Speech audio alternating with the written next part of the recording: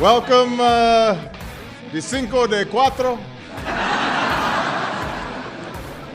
We are a day early, but we always like to get a head start here at the Obama White House. Yes, getting a head start on Cinco de Cuatro. He just loves those breakfast tacos down at the Bogotas. Not a racist. See, you got the old racist, not a racist game. And if you're a Democrat, it always comes out the same. It always comes out not a racist. It's kind of a fascinating thing. You know, the party of the Confederate States of America and Jim Crow. Always not a racist. It is good to be a Democrat. Yes, sir. Hey, it's Friday, and it's Cinco de Mayo. You know, I think Cinco de Mayo is now second only to St. Patrick's Day when it comes to drunken debauchery in the United States of America. And Michael Piercy pumping his arms in the air. And more in America, you know, you can spend Cinco de Mayo or Cinco de Cuatro, as Barack Obama celebrates, speaking only Spanish. Certainly in Washington, D.C., everywhere you go, you can breathe pot in the air, get a contact high walking down the sidewalk, and speak only Espanol wherever you go, because the Democrats are making everything better. It's the fundamental transformation of America. And just learn to speak Spanish, as Barack Obama warned us long ago. That was a warning, it turns out. It wasn't just a little pleasantry. It was an actual warning from Barack Obama. And they're making it become a reality, aren't they? Yes, they are. Well, and tomorrow, what do they have? The coronation. You got the coronation, big horse race this weekend. And the coronation of Prince Chuck will become King Chuck. Is he already King Chuck? But this is just a formality. I don't really know. I don't follow this, crown and robe stuff. And besides, you know, they killed Diana. Yeah, I don't know. They didn't really kill Diana, but they did. You know, I met Prince Chuck. I've talked about it here once or twice, I think. I met Prince. He's going to be King Chuck as of officially tomorrow. And I met Prince Chuck, and I talked to him at Ronald Wilson Reagan's funeral at the Washington National Cathedral. And I saw Chuck standing over there by himself with a little minion rubbing his hands together and looking at his shoes. And I said, why is nobody talking to Chuck? And so I sauntered right up to Chuck and stuck out my hand and shook his hand and told him a little about the cathedral because, you know, I know he's an architecture guy. He likes architecture. Why not? What else does he have to do? So I told him all about it in the cathedral and the Canterbury pulpit, the pulpit there at the Canterbury at the Washington National Cathedral. It's made from stone, gifted to the Washington National Cathedral, an Episcopal cathedral, gifted from the vicars at the Archbishop of Canterbury at the Canterbury Cathedral. And so it's called the Canterbury pulpit. And in fact, the Reverend Dr. Martin Luther King delivered his last sermon from that pulpit before a Democrat Party campaign volunteer shot and killed him. That's right, James Earl Ray, another Democrat campaign volunteer, just like James Hodgkinson, who showed up in that baseball field with a Chinese rifle and shot Congressman Steve Scalise. But back to Prince Chuck. So I'm talking to Chuck, the ferret-faced individual that he is, and I'm telling him about the Canterbury Cathedral, and he looked down at his minion as though his minion were a stain on his shoe. And his minion looked down at the ground real hard, and he started shaking. He started quivering. I was like, oh, boy, I hope I'm not going to get him decapitated or anything like that. And then I explained that the cathedra, every cathedral has a cathedra. It's kind of a little throne where the bishop would sit, or the archbishop, if you please. And the cathedra at the Washington National Cathedral is also a gift from another cathedral in Great Britain, England, merry old England. And I told him that, and he looked at his minion again, and his minion shrunk into the ground. He dropped through the floor. Oh, sire, I'm sorry. And because he looked at him like he's supposed to be briefed on this stuff, and his minion didn't brief him. And here's me telling him about this stuff. And I said, have you ever been to our cathedral before? He says, no, it's my first time. It's my first time. And then when I was wrapping up with him, because I had to move on, I knocked his left shoulder with my right fist sideways, like a sideways. I bumped him on the shoulder with my right fist, and I said, glad I could help. This is absolutely true, 100% true. And I said, glad I could help, knocked him on the shoulder, and then I peeled off. Another handshake, last-minute handshake, and I peeled off. And I thanked him for being there like I was some sort of an envoy or an ambassador for the cathedral or something. But he was there all by himself, except for his minion, who shrunk into the ground. And then I walked over to talk to Gorbachev. Mikhail Gorbachev was there. And then when I was done with him, and I called him Mr. General Secretary instead of Mr. President, because I like to think of him as a communist. And then I turned, and there was Lech Walesa, and I spoke to Lech Walesa. It was a well-attended funeral. It was a nice thing. But I digress. So Chuck, he is going to, not to be confused with Chunk, who is, of course, an NBC News anchor. I'm making quotation marks with my fingers. But Chuck, he's going to be the king of everything tomorrow. I guess that comes with all kinds of free stuff, I'm guessing. Probably pretty good health care, dental. Probably comes with the whole package, right? Parking, get good parking with that. They pay for it. And yeah, it comes with all kinds of good stuff. Yeah, Chuck.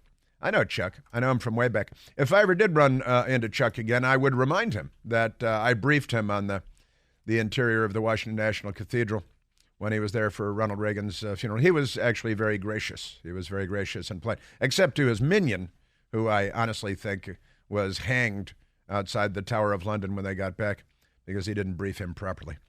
So we got that going for us. Now, I got a lot of Democrat crazy for you today because, 21 hours have passed and they're crazy. And there are so many of them, they're crazy. You see, the mentally ill guy that was put into a chokehold on a New York subway train, the Democrats may have to burn the country down again because, this guy is George Floyd Neely. I was already texting this morning. George Floyd Neely, his last name is Neely. And he was mentally ill, and he'd been arrested. Yesterday I said 42 times, and I'd like to apologize. I was wrong. He had actually been arrested 44 times. And he was out, I think there was a warrant out for him because he had punched a 67-year-old woman in the head so hard that she has permanent damage. And the Democrats are big fans of this guy. They're on his team. They're on Team Him. And they want the now former Marine who restrained him and leading to his death. They want him charged. And the Reverend Al Charlatan is on the job. When the Reverend Al, he's going to trot out Tawana Brawley, I think. And did you see Reverend Al? He was it's almost hilarious. I don't know how they make like killings on subways funny, but they do. And Al Charlatan was on some hateful racist show on MSNBC last night.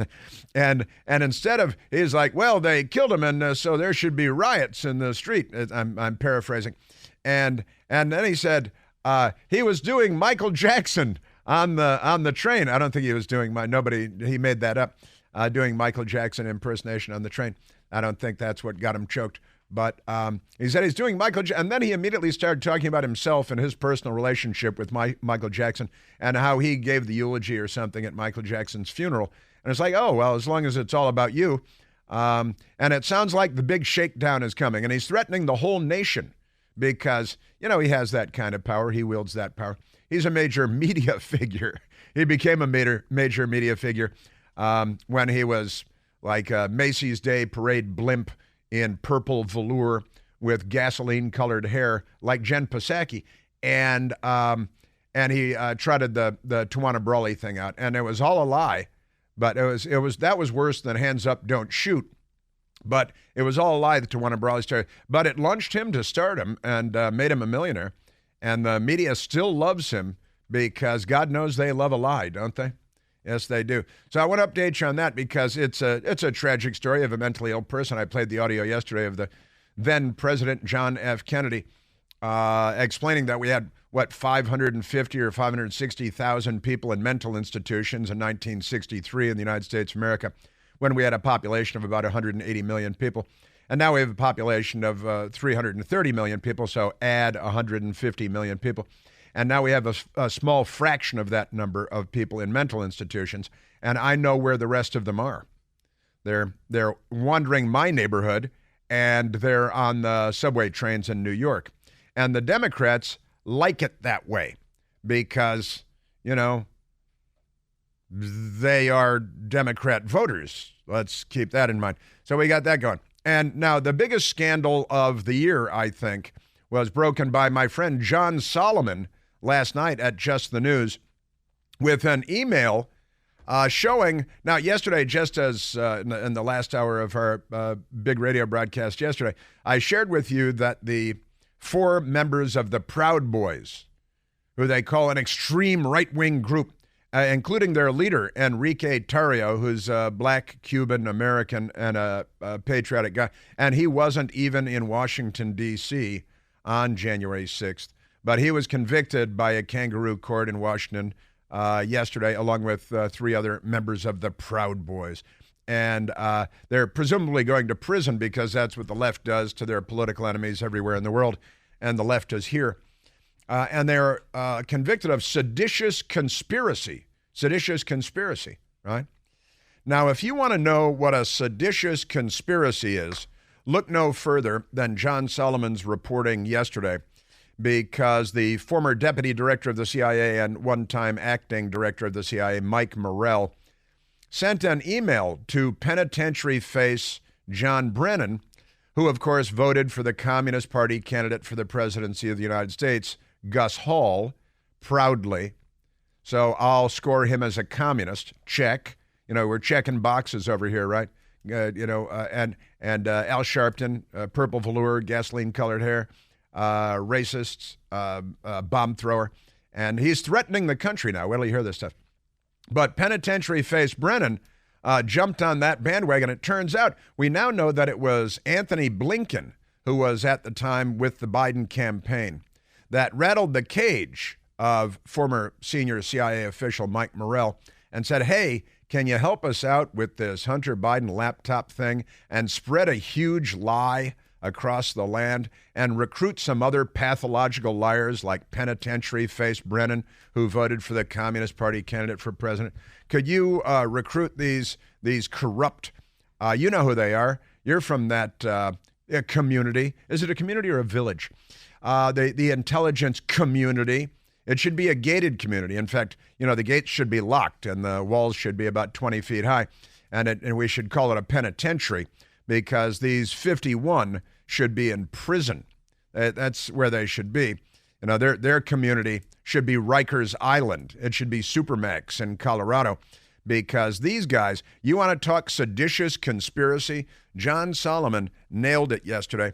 And we have the email because John Solomon got it. And here's the intelligence chief. Hello, chief.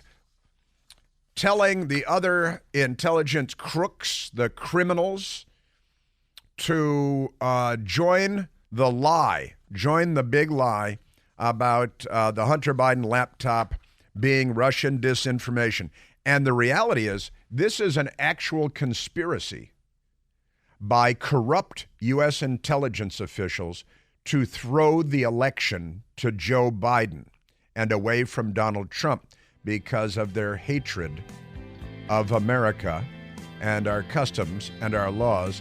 And they betrayed the offices that they once held. They betrayed the dignity that they are supposed to maintain as office holders. They betrayed the nation. And I've got to say, this is unambiguously, I will say this, what they did, forget about the Proud Boys, what they did was seditious conspiracy. It was sedition. It was, this is what they did in third world countries during the Cold War to make sure that the pro-Soviet communists didn't win in beep-hole countries. And they did it to us in 2020. We're at 888-630-9625.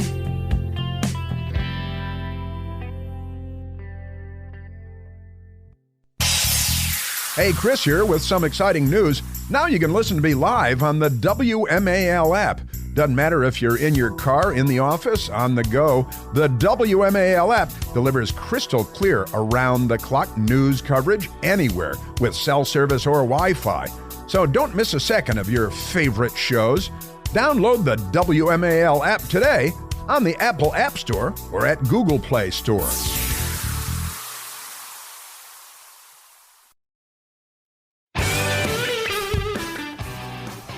I went to Al Gore's amazing internet, which I do quite frequently, and I looked up seditious conspiracy, of which the black Cuban-American Enrique Tarrio, who the media says identifies as black to strip him of his African-American heritage, and they call him Henry instead of Enrique to strip him of his Cuban heritage, which reminds me of Trayvon Martin, right, and George Zimmerman, who they called a white Hispanic, which is not a term that had been in use before the New York Times labeled him that way, but they wanted to make him less sympathetic to leftists while they accused him of murder, when, of course, Trayvon Martin hung out there for 5 or 6 minutes to beat up somebody he thought was gay. So he was a gay basher, but pay no attention to that.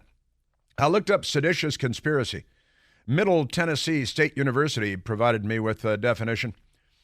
Seditious conspiracy law was enacted after the Civil War to arrest Southerners, that seems racist, who might keep fighting the U.S. government, which a lot of Democrats did, still are.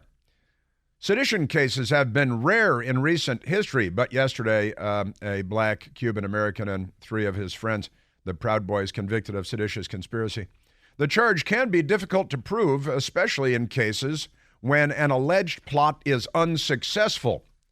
Well, let me say that Mike Morell and John Brenan engaged in a seditious conspiracy in a plot that was successful, because the goal was to make sure that Joe Biden won the presidency of the United States, and they used their offices and the stature, the status of those offices and of those job titles to undermine a presidential election, and they did so successfully. Again, John Brenan, with an email from Mike Morell. John Brenan, of course, was the communist voting CIA director under Barack Obama, whose mentor as a teen, Frank Marshall Davis, was a communist as well. Where'd all these communists come from? And Van Jones, who they brought into the administration, self-identified as a communist, it sounds crazy, I know, but there it is. The email went to John Brenan from Mike Morell. Can I add your name to the list? We'll be adding Leon, Sue Gordon, Jeh Johnson, George, I don't know if that's George Tenet, former CIA director, Lisa Monaco, Mike Rogers, the DIRNSA, director of the National Security Agency today, Working Dad, Dan Coates, Mike Rogers, and Tom Bossert, you see, and lots of other IC career folk. That's intelligence community career people. Shouldn't really say folk. Trying to give the campaign, he's talking about the Biden campaign, trying to give the campaign, particularly during the debate on Thursday, a talking point to push back on Trump on this issue.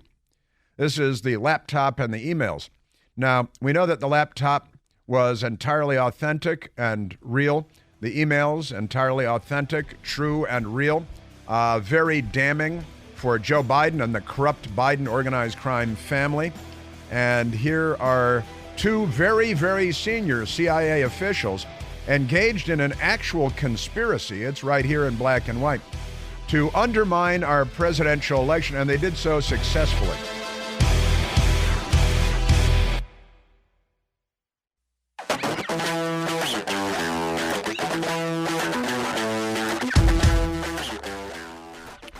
Now, there was at least one poll that showed that had voters been made aware of, remember the FBI jumped in and killed the story by getting hold of left-wing weasels at Twitter and saying, oh no, the Russians are going to be, and the FBI went to Facebook, left-wing weasels in the deep state, the permanent bureaucracy, and they corrupted Facebook and Twitter, which were inclined, I think, predisposed to be corrupted in this fashion.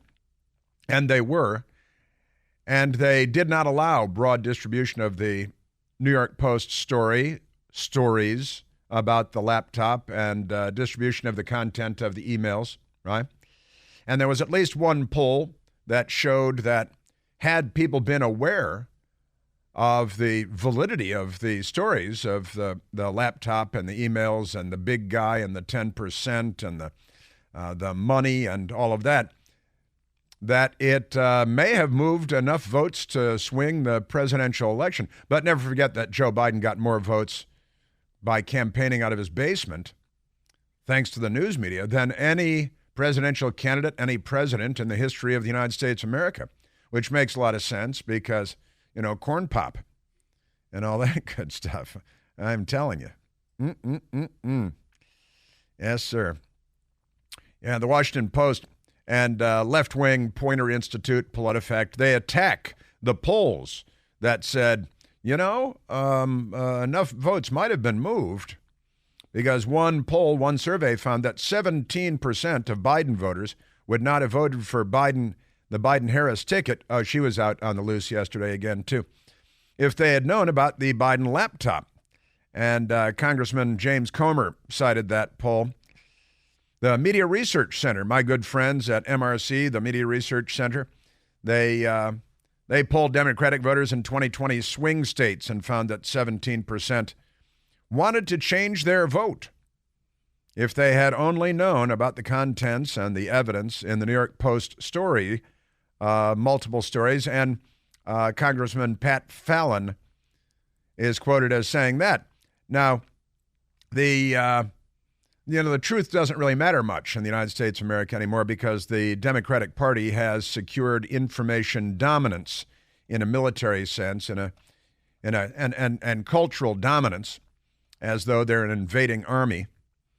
But this story just blows the doors off of pretty much every lie that we've been told regarding the laptop and everything else. This makes it even crazier. Now, the debate, the presidential debate, I believe was the 22nd of October, and this email went out on October 19th of 2020.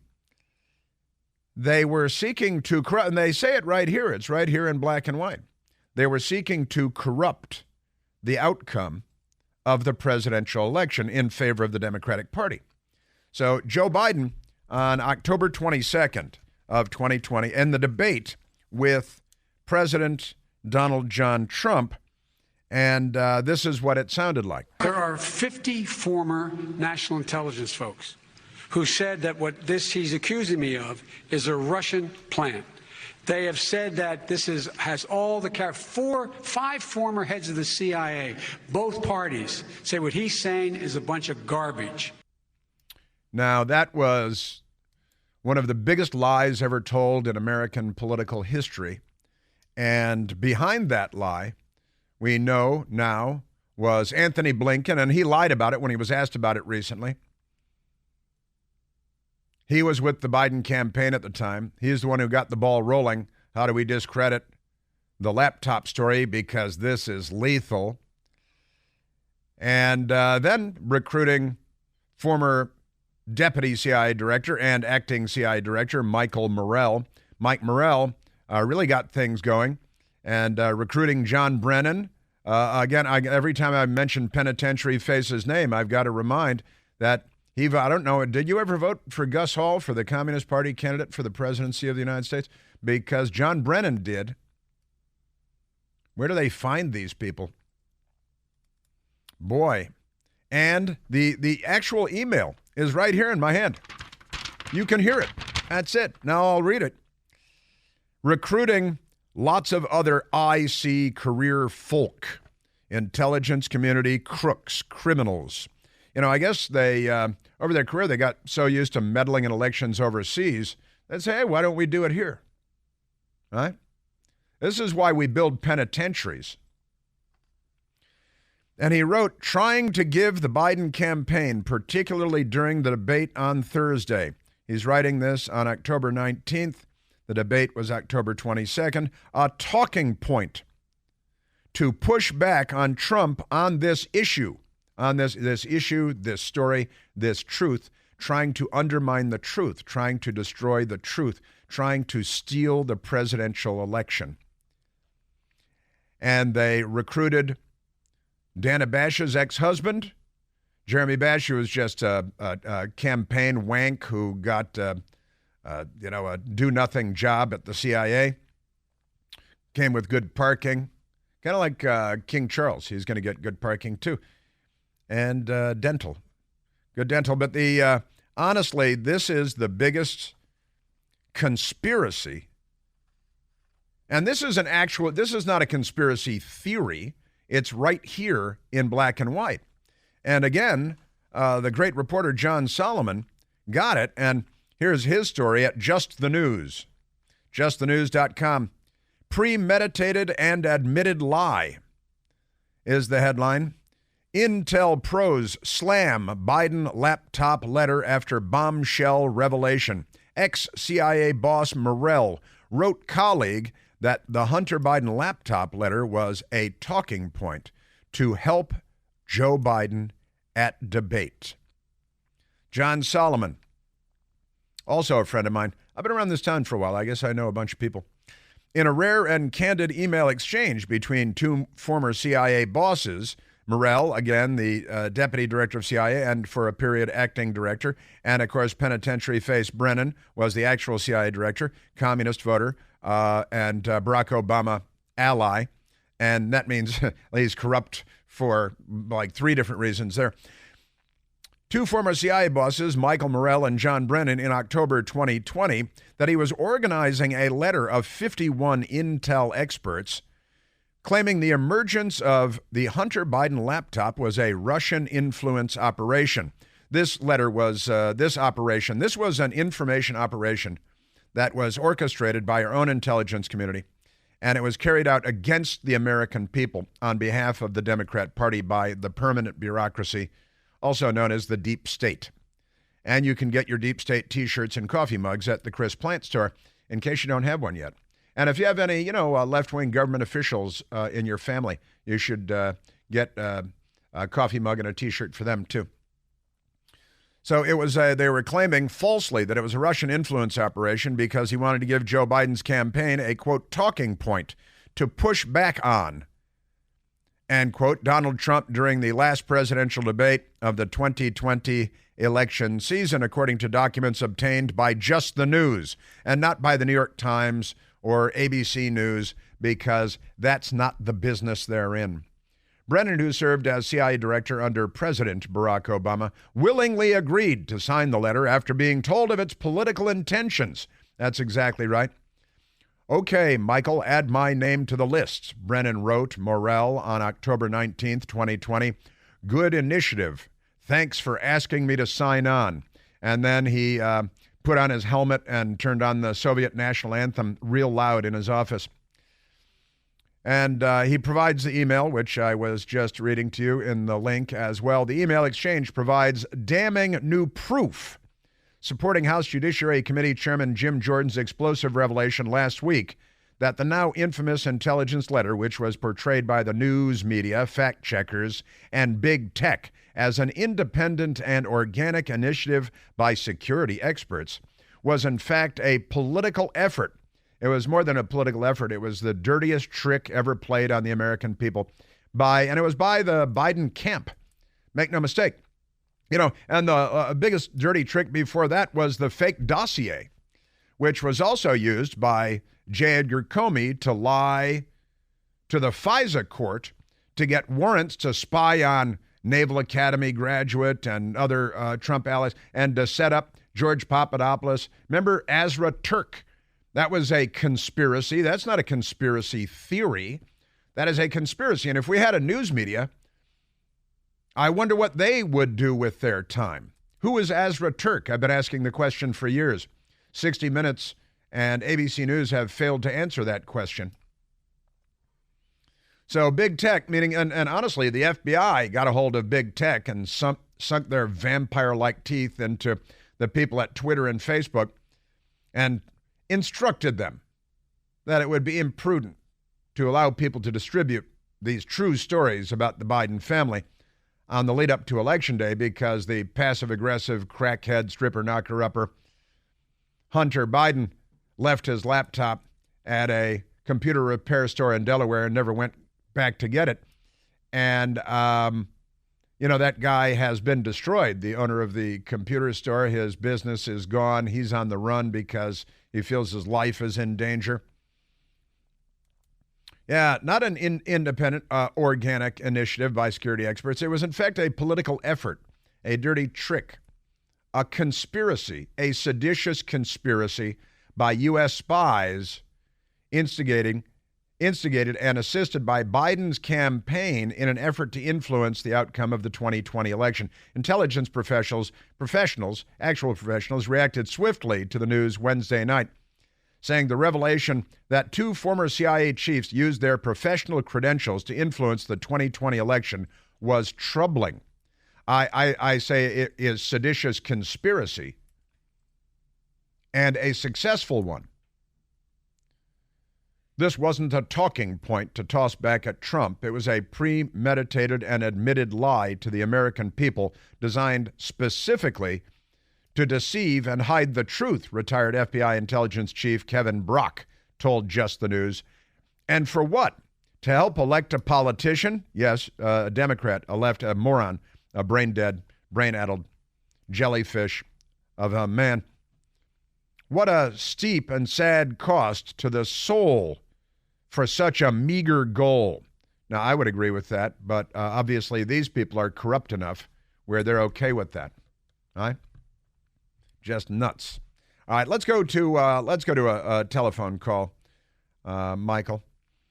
Also, in the headlines, explosive emails show former CIA directors colluding, one director, one acting director, and deputy director, colluding to create false document to influence 2020 election. Now, honestly, I've been calling this that since the day that I read, and we got this the Felonious 51 fraud while we were on the air, and I read it, and having been responsible for covering the Central Intelligence Agency and the U.S. intelligence community for a decade, I read it, I immediately spotted the weasel words in there, and I immediately called it what it was, live on the air the moment I read it, and I've been calling it just that ever since that day.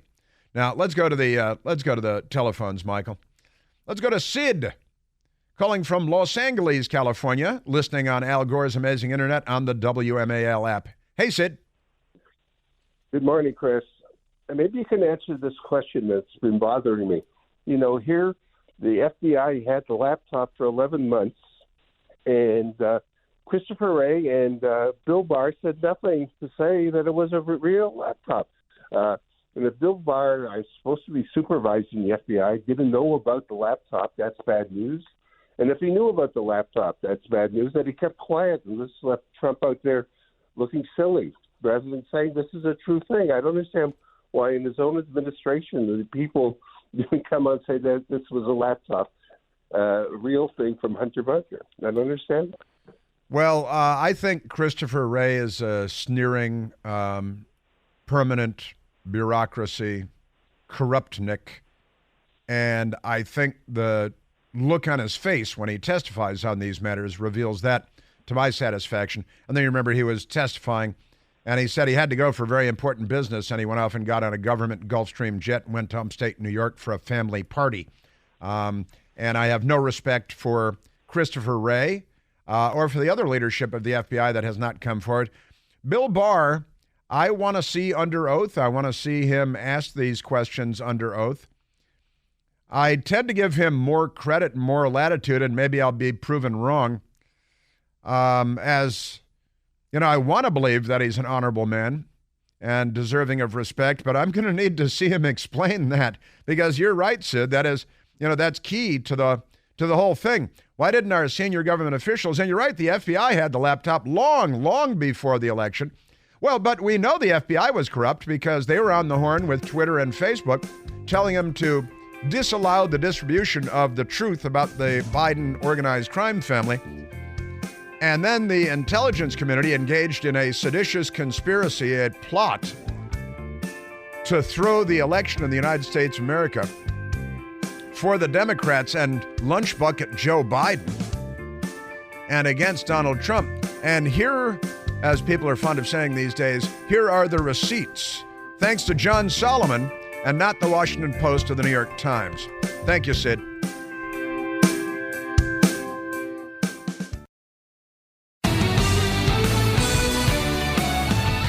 The FBI, I think, basically came to us, some folks on our team, and was like, hey, just so you know, like, you should be on high alert. We thought that there was a lot of Russian propaganda in the 2016 election. We have it on notice that basically there's about to be some kind of dump of that's similar to that. So just be vigilant. That's Mark Zuckerberg explaining the FBI coming to Facebook to lie to them, to corrupt the election, and whatever filthy FBI criminal did that should be put into ankle shackles at Reagan Airport and dragged away to Supermax. Thrown in the hall. It should be like the Shawshank Redemption. Throw them down in the pit with the sodomites. Just saying. If you look up the news on Al Gore's amazing internet, Politico, left-wing shill front operation for the Democrat Party, on the very same day, October 19th of 2020, a nice glowing picture of Hunter Biden looking healthy and smiling. Hunter Biden's story is Russian disinfo, dozens of former intel officials say. More than 50 former intelligence officials signed a letter casting doubt on the provenance of a New York Post story on the former vice president's son. And it's on the vice president, too. And they quote an ally of Brennan's here who came to the Politico. They were dispatched to lie to the media. Nick Shapiro, a former top aide under CIA Director John Penitentiary, faced Brenan, who voted for Gus Hall, the Communist Party candidate for president, provided Politico with the letter on Monday. He noted that the IC, quoting now, and all these abbreviations, take your abbreviations and shove them.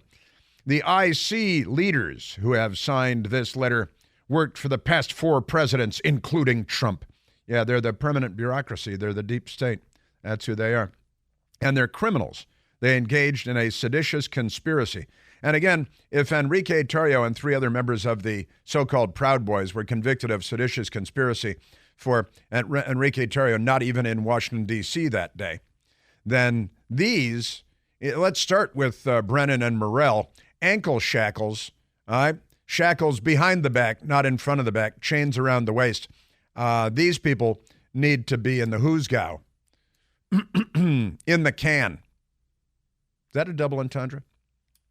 Hard to say, but there it is. And the Politico, they were all over this, and the rest of the media. And because they say that the Brenan guy, Nick Shapiro, provided Politico with the letter. Wow, isn't that amazing? On Monday, that was October 19th, that was the day that Morell recruited Brenan. The debate was on Thursday night, so they had to move fast to give, as Morell said, the campaign a talking point to push back on Trump.